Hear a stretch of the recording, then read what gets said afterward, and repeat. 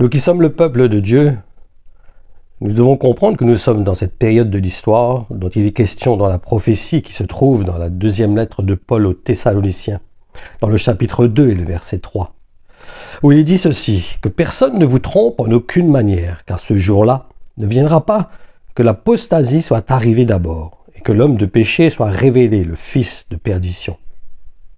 L'apostasie signifie rejet, et en ce qui concerne cette période de l'histoire, c'est le rejet de la foi véritable.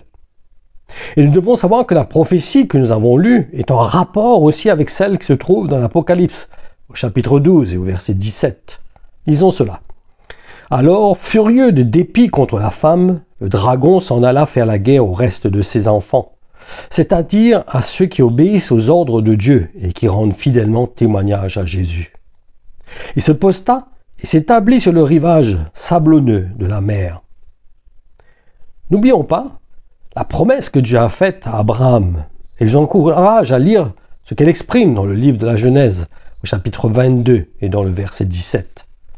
Où il nous est dit « Je te comblerai de bénédictions, je multiplierai ta descendance, je la rendrai aussi nombreuse que les étoiles du ciel et que les grains de sable au bord de la mer. Ta descendance dominera sur ses ennemis. » Ne nous laissons pas séduire. En effet, à votre avis, de quelle manière le diable va-t-il s'y prendre, pour faire la guerre aux enfants de Dieu? C'est aussi bien directement que indirectement, en essayant de séduire les enfants de Dieu. Et c'est dans ce sens que l'apôtre Paul nous donne cet avertissement qui se trouve dans la seconde lettre à Timothée, au chapitre 4 et dans les versets 3 et 4, où il nous est dit « Car le temps viendra où les hommes ne voudront plus rien savoir de l'enseignement saint. Au gré de leurs propres désirs, ils se choisiront une foule de maîtres, à qui ils ne demanderont que de leur caresser agréablement les oreilles. Ils tourneront l'oreille à la vérité pour écouter des récits de pure invention. » Je vais vous poser une question, à votre avis. Pourquoi l'Esprit de Dieu a emmené Jésus-Christ dans le désert, et cela juste après avoir été baptisé, pour y être tenté par le diable? Et nous devons savoir que c'est la première situation à laquelle Jésus a dû faire face dans son ministère. Et pour comprendre ce qui a motivé Dieu d'agir ainsi, il faut lire l'exhortation qui nous a été communiquée par l'apôtre Pierre dans sa deuxième épître, au chapitre 1, et dans les versets 6 et 7, où il nous est dit « Réjouissez-vous à cette pensée, même si actuellement vous êtes dans la tristesse, parce que vous devez endurer pendant quelque temps encore diverses épreuves et tentations. Elles éprouvent la réalité de votre foi et en augmentent la valeur. Le feu du creuset éprouve et affine bien l'or, qui disparaît pourtant un jour. Beaucoup plus précieuse est la foi qui a résisté à l'épreuve. Elle vous vaudra louange, gloire et honneur lorsque Jésus-Christ apparaîtra. » Et c'est ce qui est bien, c'est qu'il nous explique d'une manière plus claire la raison pour laquelle nous avons besoin de passer par l'épreuve. Pour cela, nous avons besoin de lire les versets 8 et 9 dans le même chapitre. Vous aimez Jésus sans l'avoir vu. Vous placez votre confiance en lui sans le voir encore. Et à cause de lui, vous êtes transportés de joie.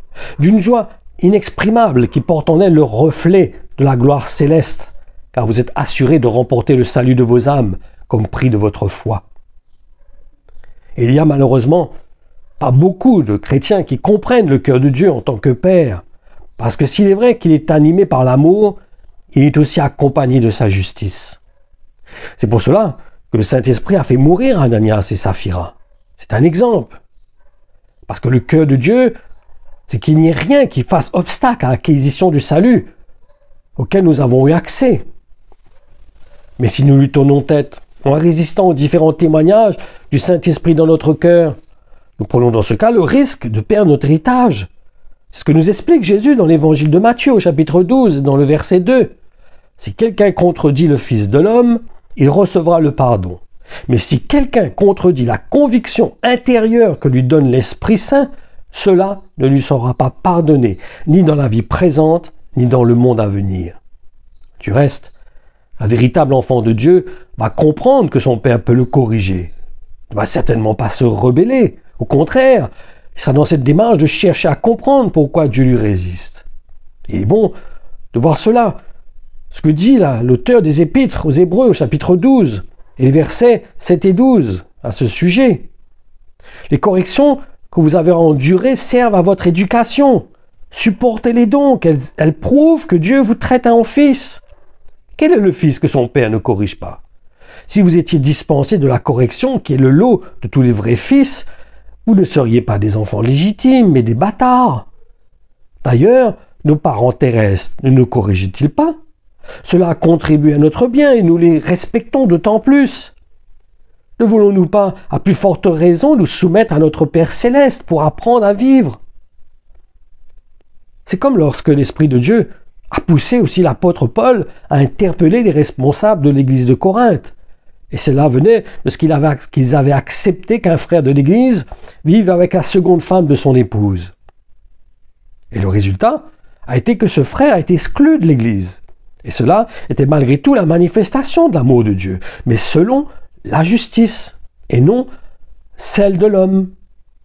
Sans oublier que le but de Dieu est d'emmener ce frère à se repentir. C'est pour ça que c'est la grâce de Dieu. En effet, pour voir cela dans la première lettre aux Corinthiens, au chapitre 5, et dans le verset 5, qu'il soit livré sans défense au pouvoir de Satan, pour qu'il expérimente les conséquences néfastes du péché, et que la vie de ses sens soit mortifiée, que le mal qui est en lui soit détruit, afin que son esprit soit sauvé au jour du Seigneur. Ma conclusion, il faut que nous prenions conscience que nous sommes dans cette période de l'histoire que nous venons de voir, où le diable va mettre tout en œuvre pour séduire l'Église. Et pour cela, il va utiliser les serviteurs de Dieu. En effet, il va emmener ceux qui n'ont pas une foi sincère à communiquer des hérésies. Le but étant de détourner les chrétiens qui ne veulent pas porter le croix à s'éloigner de celui qui a porté le chemin, qui est Jésus-Christ, le Fils de Dieu, qui est venu en chair pour être notre modèle. En effet, c'est lui qui nous montre comment mourir à nous-mêmes et ainsi porter notre croix.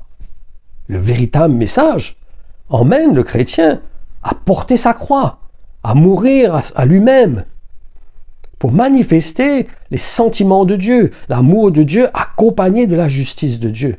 Pas un amour charnel, pas un amour sentimental, superficiel, mais un amour qui emmène un jugement.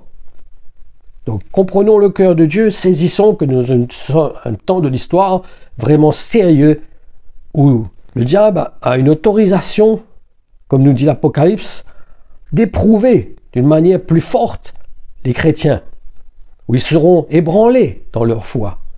C'est pour cela que nous devons être bien établis. C'est pour cela aussi que Jésus-Christ dit que si une maison veut résister aux intempéries, elle doit être construite sur un bon fondement, solide, afin de résister justement quand la mer ou les vents violents vont s'abattre contre elle.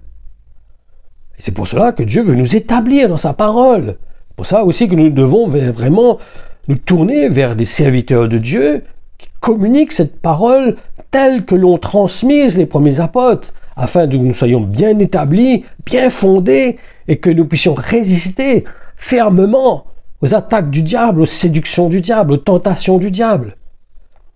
Que le Seigneur vous bénisse, qu'il vous encourage, qu'il vous affermisse, et qu'il ouvre les yeux de votre cœur afin de comprendre dans quelle période nous sommes, et qu'il crée en vous ce désir, cette volonté de vous préparer, afin, comme les vierges sages, que nous ayons cette lampe allumée pour recevoir notre époux. Soyez bénis.